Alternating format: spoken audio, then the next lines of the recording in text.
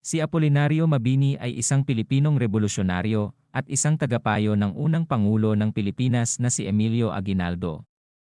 Siya ay kilala rin bilang utak ng himagsikan dahil sa kanyang mahalagang papel sa kasaysayan ng pagpapalaya ng Pilipinas mula sa kolonyalismong Espanyol. Si Mabini ay ipinanganak noong Hulyo 23, 1864 sa Talaga, Tanauan, Batangas. Siya ay nagtapos ng abogasya sa Universidad ng Santo Tomas at naging abogado. Ngunit dahil sa kanyang pagkakabingi, hindi siya nakapasa sa bar exam.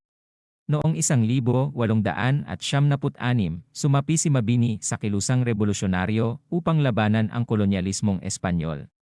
Dahil sa kanyang katalinuhan at kadalubhasaan, naihalal siya bilang tagapayo ni Aguinaldo at naglaro ng mahalagang papel sa pagtatatag ng unang Republika ng Pilipinas.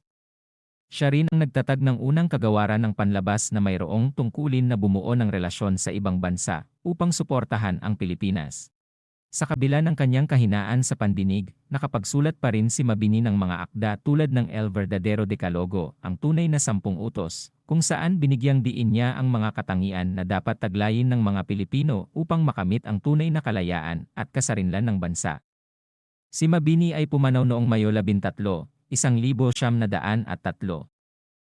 Ano ang aral na makukuha sa buhay ni Apolinario Mabini, katalinuhan at kadalubhasaan, ay hindi hadlang sa tagumpay, bagamat bingi si Mabini, hindi ito naging hadlang upang maging isang mahalagang tagapayo sa pagpapalaya ng Pilipinas mula sa mga dayuhan.